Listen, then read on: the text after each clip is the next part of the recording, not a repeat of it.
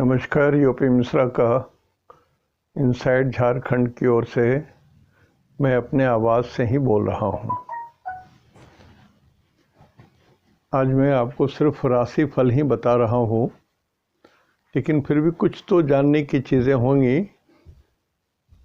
उन लोगों के लिए जो कुछ सीखना चाहते हैं, उनके लिए, प्रबुद्ध लोगों के लिए नहीं, ज्ञानी लोगों के लिए कुछ नहीं है। एक राशि फल है जो सामान्यतः सभी जानना चाहते हैं। तो आज 15 तारीख है, 15/12/2020 और आज से मार्गशीर्ष महीना शुरू हुआ। पहली तिथि है मार्गशीर्ष। इस महीने का सही नाम है केशव माह। ओम केशवाय नमः। यही इस महीने का मूल मंत्र केशव है। भगवान नारायण के नाम पर ही ये 12 महीने का नाम है, जिसमें इस महीने का नाम केशव है। केशवाय नमः। इस महीने में ये 15 तारीख को देखिए, स्थिति ऐसी है कि 8 नंबर में वृश्चिक में सूरज है, बुध है, केतु है, शुक्र है, लेकिन सूरज 29 डिग्री में है और ये रात के 9:32 तक 15 तारीख को है यहाँ पर 29 डिग्री में। और मैंने बराबर कहा है कि कोई भी ग्रह 29 डिग्री में हो तो वो फेल्यूर स्टेज में आ जाता है। सूरज माने सरकार, government, your immediate boss, the person who has got the power. ऐसे लोग जिनके पास दंडाधिकारी, दंड देने का शासन भी रहता है, अधिकार होता है। सूरज माने फेम, सूरज माने हड्डियाँ, सूरज माने दाहिनी आँख। It represents lot of things. और सूरज फेल्यूर स्टेज में है, 29 डिग्री में है, तो सारी चीज़ें फेल्यूर स्टेज में है।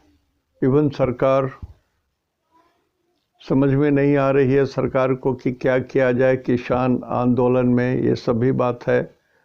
तो किंग कर्तव्य विमूढ़ सरकार है। मैं तो नहीं जानता पॉलिटिक्स, लेकिन मैं तो सीधी सी चीज़ जानता हूँ कि जो किसान मांग रहे हैं वो सरकार नहीं दे पा रही है और देगी भी नहीं, और वो मानने वाले भी नहीं हैं। तो मेरे ऐसा अनाड़ी आदमी तो सिंपल सॉल्यूशन यही बोलेगा कि रूल आप विड्रॉ मत कीजिए, बट कीप इट इन एबेंस। ये रूल अपना रखिए, बना हुआ है, पास किया हुआ है, इसको 4 साल 5 साल के लिए स्थगित कर दीजिए, एबेंस में रख दीजिए कि लागू अभी नहीं होगा। आपकी भी बात रह गई, उनकी भी बात रह गई। एक तरीका तो ये भी हो सकता था। तो ये शुक्र जो है, ये 29 डिग्री में है, ये थोड़ा सा किंग कर्तव्य विमूढ़ में सरकार की स्थिति रहेगी। सभी जगह सभी सरकारें, जो जहाँ की सरकार हैं, भारतवर्ष की ही बात नहीं बोल रहा हूँ, जहाँ भी सरकारें हैं, किसी भी देश, यूएनओ में जितने देश हैं, सभी की सरकारें बहुत सारे कारणों के कारण किंग कर्तव्य विमूढ़ स्थिति में रहेगी, फेल्यूर स्टेज में रहेंगे। ना एक्शन ले सकेंगे, न इधर जा सकेंगे, न उधर जा सकेंगे। चलिए, इतना भी अस्थिर होकर के, शांत होकर के रहे, तब भी भलाई है। अब चूंकि शुक्र ही यहाँ पर है 29 डिग्री में और बुध है करीब करीब 21 डिग्री के आसपास, तो 9 डिग्री का ही डिफरेंस होना है। तो बुध तो जले हुए हैं, बुध इज डेड, हाथी मरा हुआ है। और शुक्र 1 डिग्री के आसपास में है, 2 डिग्री है, तो ये काफ़ी दूर है, ये जला नहीं है, इट इज़ एलाइव। शुक्र एलाइव है और केतु कोई पिंड ही नहीं है, नहीं तो ये भी जले हुए रहते, तो पिंड है ही नहीं है, it is a imaginary point in the sky. तो इस घर में शुक्र फेल्योर स्टेज में है, बुध मरे हुए हैं, जले हुए हैं, जल करके मरे हुए हैं, तो सिर्फ केतु और शुक्र यही 2 फंक्शन कर रहे हैं और इनका ये दोनों का निगेटिव रिजल्ट मिल रहा है वृश्चिक राशि में। एक तो ये स्थिति समझ लीजिए। दूसरा कि सारे ग्रह, जितने सारे ग्रह हैं, ये लग्न से लेकर के 7th हाउस के बीच में ही है, इसके बीच में ही सारे ग्रह हैं। यहाँ पर हमने बनाया है राहु से लेकर के, ये राहु है, राहु से लेकर के केतु तक खाली है, राहु से लेकर के केतु तक ये खाली है। दिस डायरेक्शन जो है ये खाली है, नो प्लैनेट इन साइट। यहाँ से 3 में 4 5 6 7 ये पूरा खाली है। लेकिन इस साइड राहु से केतु के बीच में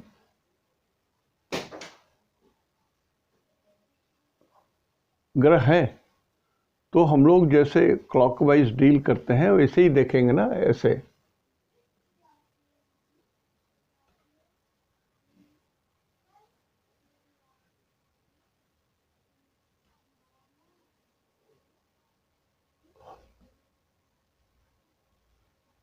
तो सारे ग्रह केतु से राहु के बीच में हैं, सारे ग्रह केतु से राहु के बीच में हैं।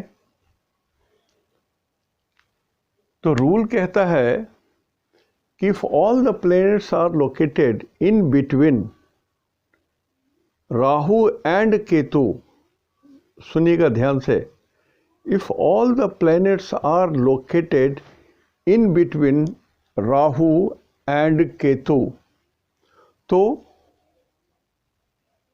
काल सर्प योग बनता है। मैं इसको स्वीकार ही नहीं करता हूँ काल सर्प योग को, लेकिन राहु से केतु के बीच में if all the planets are located between Rahu and Ketu, तो इसमें सारे ग्रह तो लोकेटेड हैं, लेकिन केतु है 29 डिग्री में, सॉरी 25 डिग्री में है, और राहु है 25 डिग्री में, और सूरज है 29 डिग्री में, तो केतु के बाहर है ये। If all the planets are located between Rahu and Ketu, तो केतु तो 25 डिग्री है, इससे बाहर आ गए, ये 29 डिग्री में है। सूरज इज इन 29 डिग्री और ये पॉइंट है 25 डिग्री। तो एक कंडीशन मीट नहीं हो रहा है कि all the planets including sun should be in between Rahu and Ketu, then काल सर्प योग लागू होता है। लेकिन यहाँ काल सर्प योग लागू ही नहीं हो रहा है, इसलिए कि केतु के बियॉन्ड है 29 डिग्री में, केतु 25 डिग्री में है और सूरज जो है 29 डिग्री में है। सो राहु और केतु के जोन से सूरज बाहर है, सो नो काल सर्प योगा। यदि ये योग एग्जिस्ट करता है, जिसके लिए बड़े बड़े मंदिर और पूजा की बात होती है, तो आज जितने बच्चे का जन्म हो रहा है, आप हमेशा ये चीज़ देख लीजिएगा कि क्या राहु और केतु के परिधि के भीतर ही सारे ग्रह हैं, तो ठीक है, चलिए जो बोलते हैं उसको मान लिया थोड़ी देर के लिए। लेकिन यदि एक भी ग्रह एक ही घर में रहते हुए भी यदि ये डिग्री ज़्यादा है, इस परिधि से केतु के जोन से बाहर में निकल गया है, तो काल सर्प योग नहीं लगता है। तो आज जितने बच्चे जन्म लेंगे रात 9:32 तक 15 तारीख को, कोई काल सर्प योग में नहीं है, बी श्योर ऑफ इट। और जब भी आप चेक करेंगे तो ऐसे चेक कर लीजिए, डिग्री चेक कीजिए। बिना डिग्री चेक किए यदि आप देखेंगे तो पंडित जी लोग बोलेंगे हाँ राहु केतु के बीच में सारे ग्रह हैं, चलो इसको बहुत बड़ा पूजा कराना है, ये है वो है, मान लेंगे 1.5 लाख 3 लाख 5 लाख कुछ भी लुटा देंगे। यदि आप धनी आदमी हो तो, सामान्य हो तब भी 20-25 हज़ार 30 हज़ार तो निकाल लेंगे आपके पॉकेट से, एंड फॉर नथिंग। रूल हमेशा ये बोलता है कि all the planets are located in between, Rahu and Ketu के बीच में सारे ग्रह हो तभी काल सर्प योग लगता है। और यदि केतु से राहु के बीच में सारे ग्रह लगते हैं, it is a reverse of kaal sarp yoga. मैं इसको अमृत योग बोलता हूं। If all the planets are located in between Ketu and Rahu, I treat it as amrit yoga. जैसे काल सर्प योग हो रहा है सीधा राहु और केतु के बीच में, तो बड़ा दुखद बड़ा दुखद बड़ा दुखद। इसको एक्सप्लेन करूंगा तो बहुत समय लग जाएगा। पहले इसको मान लीजिए कि योग लगता नहीं है। और यदि कभी किसी के कुंडली में सारे ग्रह केतु और राहु के बीच में है, तभी आप मानिएगा कि हमारे यहाँ कोई योग नहीं लगा है, पूजा वूजा नहीं कराना है, बल्कि ये अमृत योग है, हमको धन की वर्षा होगी, अमृत की वर्षा होगी। उल्टा कोई भी यदि अशिक्षित पंडित जी इस तरह की बात करें तो सावधान हो जाइएगा। आज चूँकि थोड़ा सा स्पेशल पॉइंट है, इसलिए मैंने इसको एक्सप्लेन करने के लिए हमने कहा कि no kaal sarp yoga because sun is beyond Ketu. सूरज जो है केतु से बाहर हैं, उनके रेंज से बाहर चले गए, उनके पेट में नहीं है। ये और ये यदि पेट मान लें, राहु और केतु का ये पेट मान लें ऐसा, तो इस पेट में नहीं है, पेट के बाहर है ये। आई एम श्योर थोड़ा सा शांति से सोचिएगा तो समझ में आ जाएगा। और यदि ऐसा कंट्रेरी होता है कि केतु और राहु के बीच में सारे ग्रह हो जाए तो ये अमृत योग है। मैं अपने अनुभव से बोल रहा हूँ, कहीं किताब में नहीं लिखा हुआ है। It is a reverse of kaal sarp yoga. Ketu को काल बोलते हैं, राहु को स्नेक बोलते हैं। तो काल और snake, death and snake reverse हो गया ये, तो ये अमृत योगा हो गया। सारा विष सांप के मुंह से बाहर निकल गया। तो एक तो ये बात समझानी थी हमको। और आज और भी एक चीज देखिए, दृष्टि देख लीजिए। राहु में सूरज की, केतु, बुध, इनकी दृष्टि पड़ रही है, जिसमें सूरज की दृष्टि सबसे कठिन है। ये दृष्टि कठिन है, सूरज की दृष्टि कठिन है, बुध की दृष्टि कठिन है, और शुक्र की दृष्टि पड़ रही है, ठीक माना जा सकता है। केतु थोड़े से खराब है, और शनि और गुरु की भी 5वीं दृष्टि पड़ रही है। गुरु के साथ शनि की भी दृष्टि आ गई, तो इसको थोड़ा ठीक मान सकते हैं हम लोग। तो सबसे ज़्यादा डैमेज्ड वृषभ राशि है। अभी आकाश में सबसे ज़्यादा डैमेज्ड वृषभ राशि है और वृश्चिक राशि है, और सूरज फेलियर स्टेज में है। और 6 नंबर में भी 1, 2, 3, 4 ग्रहों की दृष्टि पड़ रही है, क्रूर ग्रहों की भी दृष्टि पड़ रही है। तो 2 नंबर, 8 नंबर और 6 नंबर दृष्टि के बारे में हमने कभी नहीं बताया था, आज पहली बार बता रहा हूँ। सामान्य जब राशिफल बोलेंगे तो ये सब को भी कंसीडर करना चाहिए, नहीं तो आपके राशिफल सारी दुनिया में सारे लोगों को कैसे व्याप्त होगा? एक ही राशिफल सबको कैसे व्याप्त होगा? अरबों लोग हैं इस धरती पर।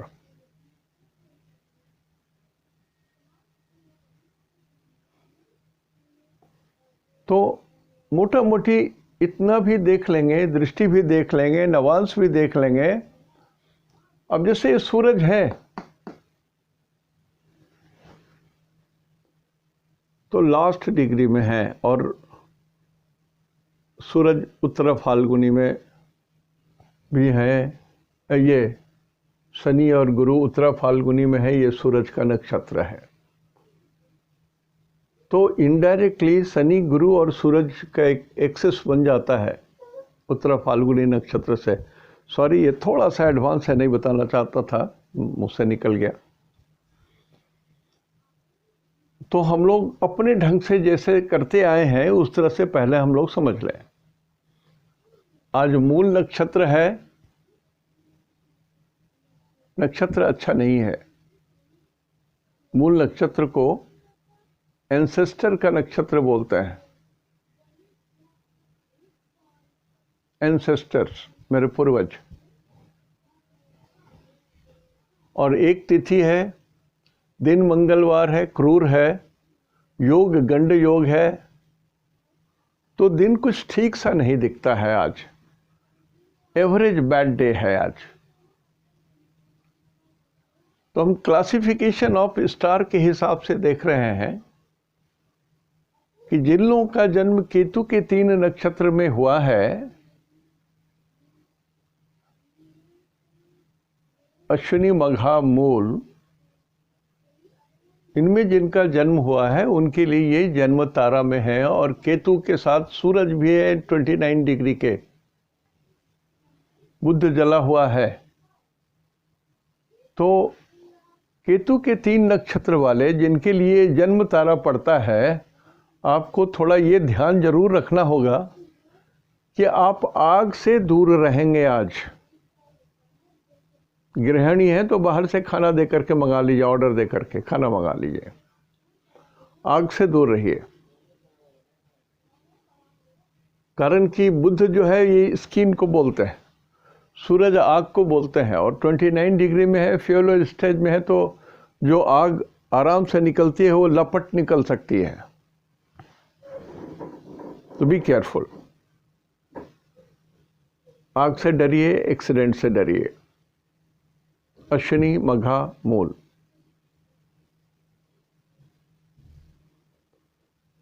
जिनका जन्म शुक्र के 3 नक्षत्र में हुआ है, भरनी, पूर्वा फाल्गुनी, पूर्वाषाढ़ा, आपके लिए परम मित्र जोन में तो आ जा रहे हैं, लेकिन शुक्र तो है सूरज के साथ, फेल्यूर स्टेज वाले शुक्र के सूरज के साथ, लेकिन बहुत दूर है, डिस्टेंस बहुत है। कम से कम 26-27 डिग्री का डिस्टेंस है, जो दुगुने से भी ज़्यादा है। तो आप सेफ तो जरूर हैं, लेकिन केतु यहाँ पर है जो एक्सटर्नल इंजरी की बात बोलता है। तो शुक्र के 3 नक्षत्र में जिनका जन्म हुआ है, आपके लिए समय जरूर अच्छा है यदि आप एक्सीडेंट से बचते हैं, गाड़ी से एक्सीडेंट नहीं करते हैं तो, और अपने बॉस से पंगा नहीं लेते हैं तो, या किसी भी सरकारी कार्यालय में जाके आपका काम पेंडिंग है तो आज छोड़ दीजिए, आप मत जाइए, फेल्योर हो जाएगा आपका। जैसे मान लीजिए कोर्ट में आपका कुछ केस चल रहा है तो डेट ले लीजिए, आज आपका रिजल्ट निकलेगा तो परम मित्र होने के बाद भी कुछ न कुछ आप पर आँच आ जाएगी। ठीक उसी तरह से सूरज के 3 नक्षत्र में जिनका जन्म है, ये मित्र तारा में पड़ता है, आपका फ्रेंडली जोन में पड़ता है, लेकिन सूरज ही तो फेल्योर स्टेज में है। तो मैं तो कहूँगा कि सूरज के 3 नक्षत्र कृतिका, उत्तरा फाल्गुनी, उत्तराषाढ़ा, मैं भी हूँ उसमें। तो उत्तराषाढ़ा में जिनका जन्म है, आपको भी थोड़ा सा अग्नि से दूर रहना है, आग से दूर रहना है, सीनियर से अदब से पेश आना है, इज्जत से पेश आना है, इज्जत करना है, मान मर्यादा रुतबा उनकी भी रखनी है और अपनी भी बचाइए। झगड़ा नहीं कर सकते हैं, तैश में नहीं आ सकते हैं, ईगो में आप नहीं आ सकते हो। ये बात शुक्र के लिए भी लागू है। शुक्र के 3 नक्षत्र में जिनका जन्म है उनके लिए भी लागू है। तो थैंक्स गॉड, ईश्वर ने थोड़ी रक्षा की है कि यदि आप थोड़ा भी सावधान हैं तो कोई समस्या आपको नहीं आएगी। शुक्र और सूरज के 3 नक्षत्र वालों के लिए बोल रहा हूं। चंद्रमा के 3 नक्षत्र जो है ये बाधक तारा में आ गए।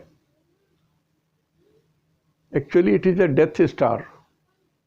बाधक बोलता हूं लेकिन है ये बध तारा। तो चंद्रमा के 3 नक्षत्र होते हैं रोहिणी, श्रवणा और हस्त। तो रोहिणी, श्रवणा और हस्त ये बाधक तारा में आए और चंद्रमा धनु राशि में है। लगभग ये पाप करतारी योग में आ गए। इधर 4 या 3 पाप ग्रह हो गए और इधर शनि भी क्रूर या पाप ग्रह में आ गए। तो ये पाप करतारी योग में आ गए चंद्रमा। तो दिन तो आपका अच्छा नहीं जाएगा। एकदम लो प्रोफाइल मेंटेन कीजिए। Low profile. यदि एकदम चाह रहे हैं तो ऑफिस वगैरह जो घर से काम हो रहा होगा वो लोग थोड़ा शांत रहिए, और जिनको जाना ही पड़ रहा है ऑफिस, छुट्टी ले लीजिए। 29 डिग्री में सूरज है, इसीलिए मैं बोल रहा हूँ। या तो छुट्टी ले लीजिए या वहाँ जाइए तो सिर झुका के रहिए। Low profile.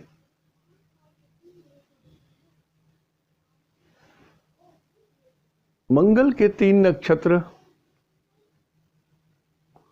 मृगशिरा,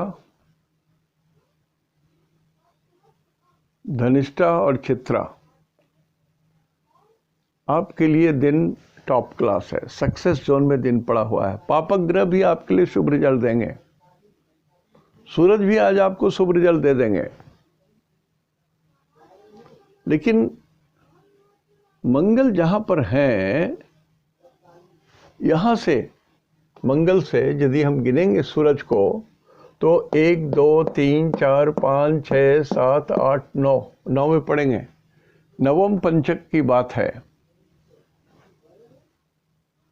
तो वैसे लोग जो हॉस्पिटल में डिलीवरी वगैरह अटेंड कर रहे हैं या जो डॉक्टर्स हैं, बच्चों की डिलीवरी कराते हैं, वो लोगों को थोड़ा विशेष सावधानी रखनी पड़ेगी। दोनों को, जच्चा बच्चा and their doctors, they have to be very careful. थोड़ी सी भी चूक हुई तो दिक्कत हो जाएगी। लेकिन आपका दिन सक्सेस जोन में पड़ता है। आप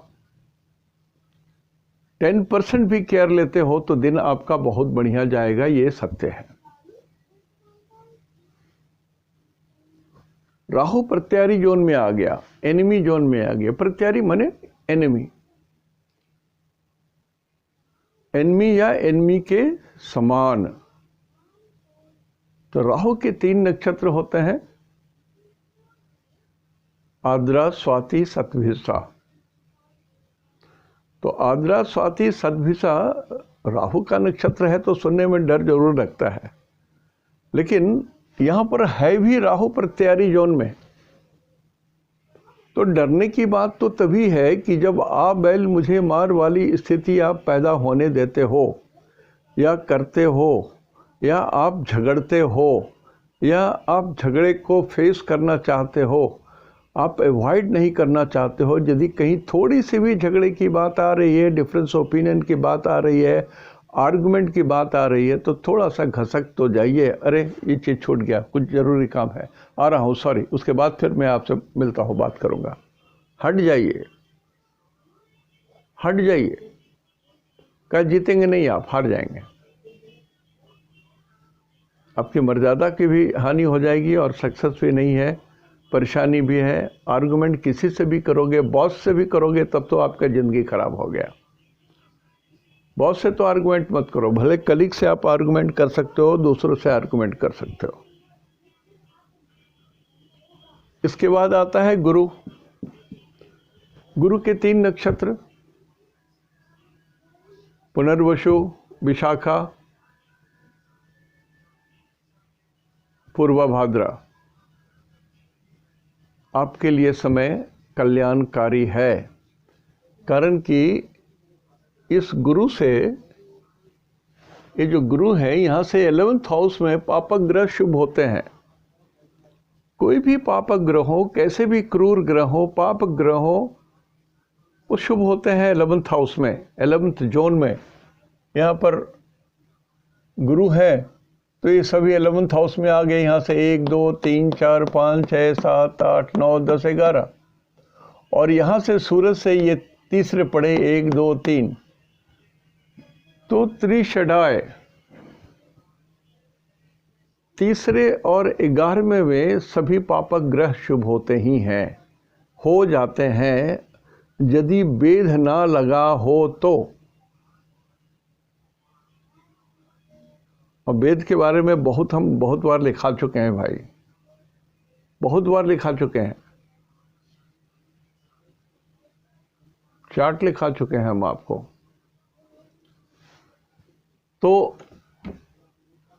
गुरु के लिए जो 3 नक्षत्र में जिनका जन्म हुआ है, पूर्वा, पुनर्वसु, विशाखा, पूर्वा भाद्रा, समय आपके लिए बहुत बढ़िया है, उपयोग कर लीजिए।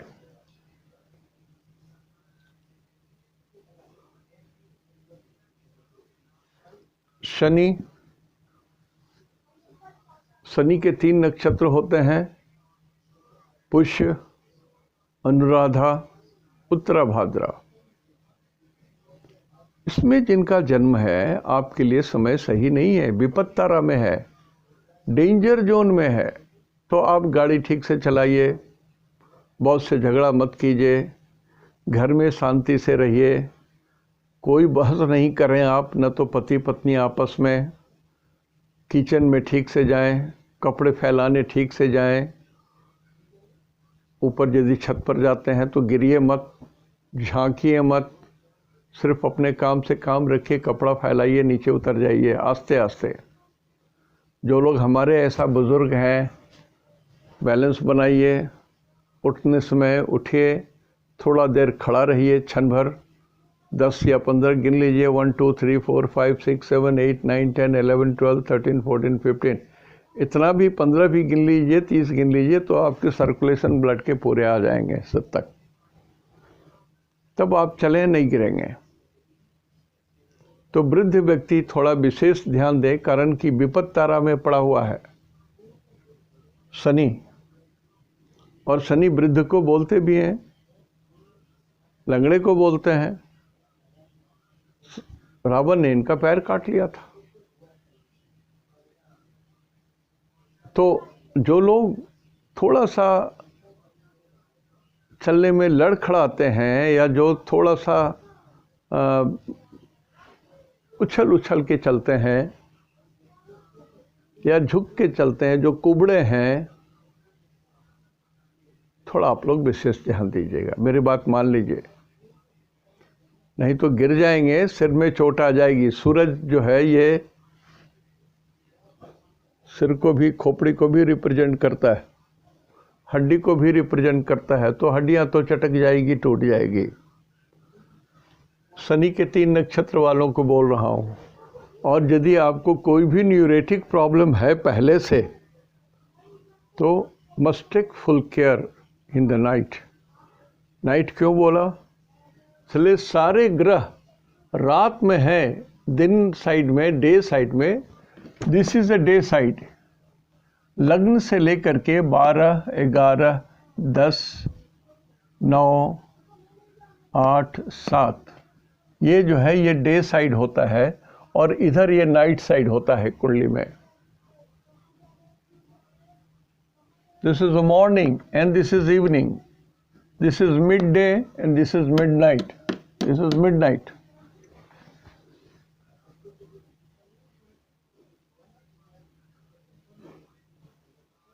एक विद्वान सर्जन ने, या तो मेरी परीक्षा ले रहे हो, उन्होंने पूछा कि केंद्राधिपत्य दोष आप होता ही क्यों है? आप बोलते हैं कोई भी ग्रह जो केंद्र का मालिक हो गया वो तो बेकार हो जाता है। जैसे सूरज केंद्र के मालिक हैं, तो ये तो बेकार हो गया और केंद्र में बैठ भी गए, लेकिन सूरज को एक ही नंबर मिलता है 5। तो सूरज के अंदर में जो उग्रता है, जो दुष्टता है, जो हानि करने की क्षमता है, वो घट गई, क्योंकि ये केंद्र के मालिक हो गए। तो केंद्र का मालिक होने से पहला काम होता है, आप अच्छे हैं तो अच्छा खत्म हो गया आपका, आप बुरे हैं तो बुरा खत्म हो गया आपका। तो सूरज में जो बुराई है, 29 डिग्री वाला जो बुराई है, वो बहुत हद तक प्रभावी नहीं है, लेकिन बुरे तो हैं। सूरज डिफेक्टिव तो हैं, 2-3 तरीके से डिफेक्टिव है। तो हड्डियों को सारे राशि वाले, मैं कहूँगा जितने राशि वाले हैं मेष से लेके मीन तक, हड्डियों को बचाएं, अपने फेम लाइन की रक्षा करें, आँखों की रक्षा करें। बुज़ुर्ग जो आपके पिताजी हैं या पिता के शरीर के जितने लोग हैं, इनकी देख रेख करें।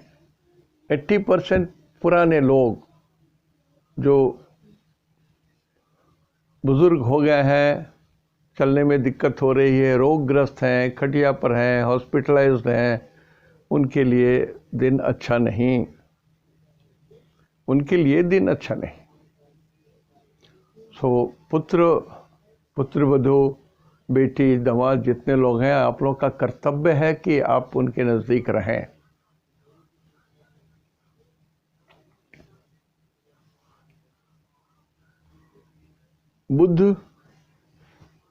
बुध के 3 ग्रह होते हैं, आश्लेषा, ज्येष्ठा और रेवती। ये संपत तारा में आ गए। तो बुध के 3 नक्षत्र में जिनका जन्म है, आश्लेषा, ज्येष्ठा, रेवती, आप कुछ पाएंगे, आपको कुछ मिलेगा। आप धन पाएंगे, मर्यादा पाएंगे, स्टेटस पाएंगे, या कुछ तो पाएंगे ही। जो जिसके योग है, जो विद्यार्थी हैं वो ज्ञान पाएंगे, जो बिजनेसमैन है उनको धन मिलेगा, जो नौकरी में है उनको रेस्पेक्ट मिलेगा, प्रमोशन भी मिल सकता है। तो बुध के 3 नक्षत्र वालों के लिए समय बहुत ही बढ़िया है, उपयोग कर लीजिए। कम से कम फ़ोन से हेलो हाई तो कर लीजिए, जिनको चमचागिरी करना है उनको। दिन अच्छे हैं आपके। तो ये तो नक्षत्र सिद्धांत से हमने कहा। और इसमें मेष राशि वालों के लिए अष्टम में पड़ जा रहा है सूरज, बुध, केतु, शुक्र। मेष राशि वाले थोड़े अपने शरीर की रक्षा कीजिए। वृषभ राशि में भी पाप ग्रह की दृष्टि पड़ जा रही है और राहु है, तो ट्रेवल में, गाड़ी चलाते समय, दक्षिण दिशा जाते समय थोड़ा विशेष सावधान रहिएगा। मिथुन राशि ठीक ठाक है, बुरे नहीं। अष्टम में शनि और गुरु, ये ठीक है आपका। 1, 2, 3, 4, 5, 6 छठे घर में पापक ग्रह है, तो शत्रु तो सब मर जाएंगे आपके, या हार जाएंगे सब आपसे। सब सलाम करेंगे या पनाह मांगेंगे आपसे कि छोड़ दो, अब बहुत हो गया। तो मिथुन के लिए बहुत बढ़िया समय है, सक्सेस रेट बहुत ज़्यादा है। कर्क राशि वालों के लिए थोड़ी सी चिंता की बात है कि 1, 2, 3, 4 पंचम भाव में ठीक दिख नहीं रहा है, तो अपने बाल बच्चों पर विशेष ध्यान दीजिएगा। कोई बड़ा डिसीजन मत लीजिए आज आप, नो, कोई भी बड़ा डिसीजन मत लीजिए। किसी भी कारण से यदि कहीं शादी ब्याह वगैरह हो रहा है, तो मैं तो कहूँगा आप भाग भी मत कर लीजिए, वहाँ पर विटनेस भी मत होइए। कारण कि वो तो शादी तो अभी गड़बड़ होगी ही, और आप भी उसमें विटनेस हो गए तो आप भी सहभागी हो गए पाप और पुण्य के। यहाँ से 7th हाउस में शनि गुरु है, ये थोड़े से ठीक है, नॉट बैड। तो 7, 8, 9वें भाव में मंगल ठीक नहीं है, कर्क राशि वाले थोड़ा सावधान रहिए। और 11th हाउस का राहु बहुत बढ़िया है आपका। 11th हाउस का राहु बहुत बढ़िया है, तो सक्सेस रेट राहु वाले का बहुत बढ़िया है। आपके शत्रु भी कोई आपको परेशान नहीं कर सकेंगे। Success rate is very high, enjoy कर लीजिए आप। सिंह राशि में चौथे घर में पापक ग्रह हैं, घर के अंदर में अशांति है। पंचम भाव में चंद्रमा पाप करतारी में पड़ गए, गुस्सा मत होइएगा, बच्चों पर मत बरसे, डांट डपट मत कीजिए। छठे घर में शनि गुरु हैं, ये शुभ हो गए। अष्टम में मंगल ठीक नहीं है। सिंह राशि वाले लोग और इवन सिंह लग्न वाले लोग अपने शरीर की आग से रक्षा करें, बिजली से रक्षा करें, एक्सटर्नल इंजरी से रक्षा करें, चोट से रक्षा करें, झगड़े से रक्षा करें, गोली बंदूक से रक्षा करें अपने को। कन्या राशि, इसमें बहुत सारे पाप ग्रहों की दृष्टि आ गई है। थर्ड हाउस का सूरज केतु शुक्र, ये ठीक है। कन्या राशि के लिए बोल रहा हूँ। सक्सेस रेट बढ़िया है, विजय दिवस कहा जा सकता है कन्या राशि वालों के लिए। चौथे का चंद्रमा शुभ नहीं है, अशांति है घर में। यहाँ से पंचम भाव का शनि गुरु शुभ है। यहाँ से सप्तम का मंगल ठीक नहीं है, दाम्पत्य सुख में थोड़ी बाधा दिखती है। व्यर्थ का बेकार का बाधा है।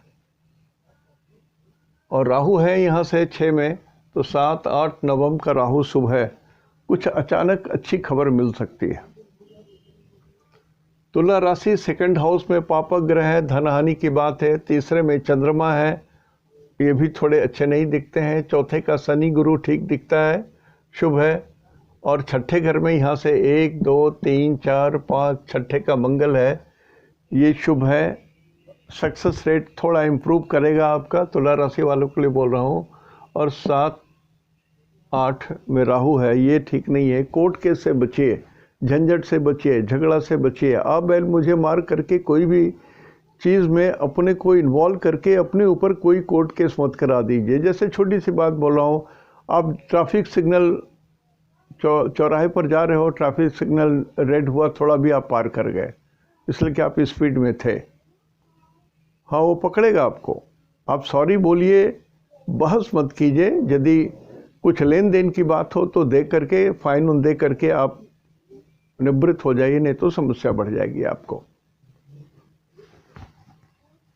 वृश्चिक राशि में पापक ग्रह हैं, सावधान रहिए। आपके थाई पर चोट आ सकती है। और जिन लोगों को पाइल्स की प्रॉब्लम है उनको अधिक समस्या होगी। जिनको मूत्राशय में कष्ट है उनको कष्ट हो जाएगा, अभी ध्यान रखिए। सेकेंड हाउस का चंद्रमा है, कम बोलिए। थर्ड हाउस में गुरु शनि है, ये ठीक है। यहाँ से पंचम भाव में मंगल है, बच्चों से युद्ध मत कीजिए, बहस मत कीजिए। सेवन्थ हाउस में राहु है, थोड़ा सा संदेह है, एक दूसरे पर संदेह मत कीजिएगा, मेरी बात मान लीजिए आप।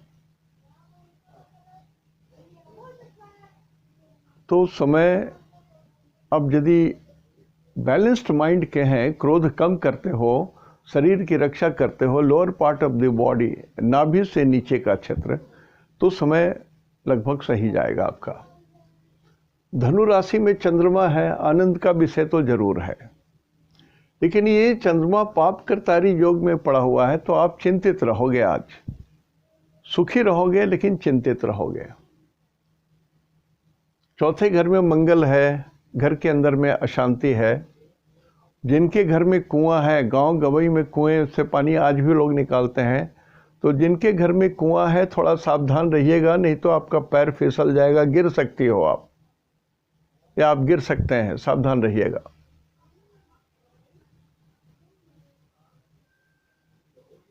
और यहाँ से 1, 2, 3, 4, 5 छठे घर में राहु है, ये सक्सेस राहु है, विजय हो सकता है। यदि युद्ध हो रहा है तो आप विजय हो रहे हैं, ऑब्स्ट्रक्शन आपके घटेंगे, कहने का ही मतलब। 24 घंटा डंडा लेके लड़ाई की बात नहीं है, ऑब्स्ट्रक्शन बाधा है ये, वो आपके काम में आएंगे। खर्चा बहुत हैवी दिखता है, बड़े खर्चे दिख रहे हैं आपके लिए, बी प्रिपेयर्ड। थोड़ा कंजूस हो जाइए, व्यर्थ का खर्चा मत कीजिए, कारण कि बुध व्यर्थ के खर्चा करा रहे हैं, सूरज भी व्यर्थ के खर्चा करा रहे हैं।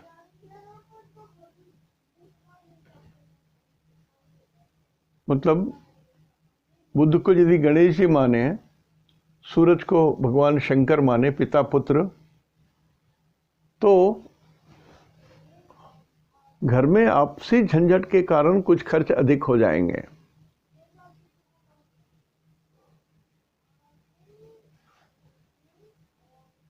मकर राशि, मर्यादा, शांति, शक्ति, सामर्थ्य सब है आपके पास। तीसरे का मंगल भी आपके बाहुबल को बढ़ा रहा है, मर्यादा को बढ़ा रहा है। यहाँ से पंचम में राहु है। बच्चों पर थोड़ा ध्यान दीजिएगा, सौम्यता से व्यवहार कीजिएगा, झगड़ा मत कीजिएगा। और एकादश का शुक्र बुध केतु भी शुभ ही है, तो मकर राशि वालों के लिए समय बहुत ही अनुकूल है, उपयोग कर लीजिए। कुंभ राशि, बोली को मीठा रखिए, नहीं तो लंका कांड हो जाएगा। चौथे घर में राहु है तो घर में चोरी हो सकती है, ये ध्यान रखिएगा, विशेष बात। या आप यदि ट्रेन में भी कहीं जा रहे हो तभी भी चोरी हो सकती है। और उलझिएगा नहीं ऐसे लोगों से जो विजातीय हैं, विजातीय लोगों से मत उलझिएगा, झंझट बड़ा हो जाएगा। यहाँ से दसम भाव में 10th हाउस में बुध है, केतु, शुक्र और सूरज, शुक्र है। तो जॉब में आज सेटिस्फेक्शन नहीं रहेगा। कोई भी इंटरव्यू मत दीजिए, बॉस के पास कोई पेपर आज पुटअप करना है तो मत जाइए, मत दीजिए। 100 गलतियां निकाल देंगे और गलती उसमें रहेगी। आप 15 तारीख को कल आप सिर्फ अपने पेपर को दुरुस्त कीजिए, चेक कीजिए। Yes, there is a mistake, I am telling you.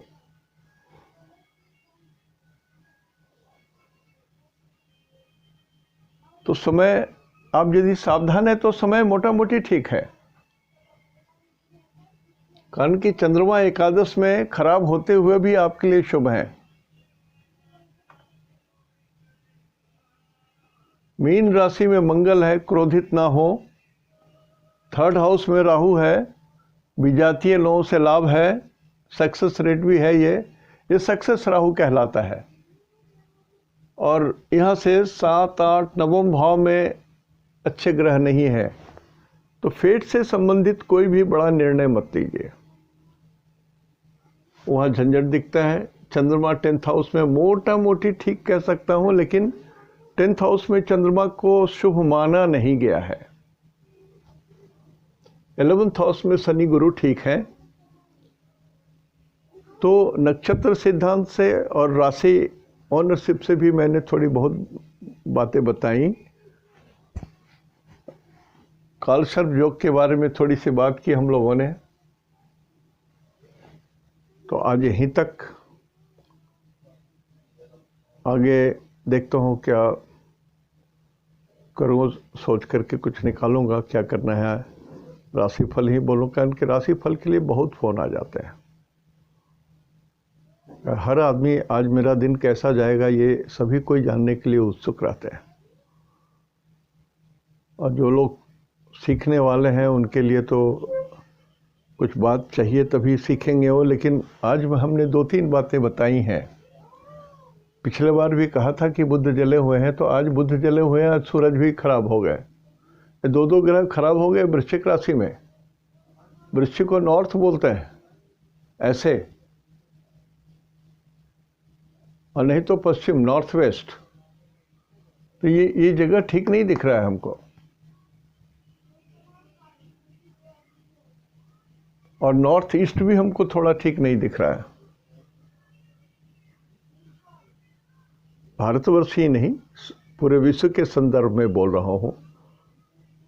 तो आज यहीं तक। इति शुभम तेहंदो निनाग्ये जोहार।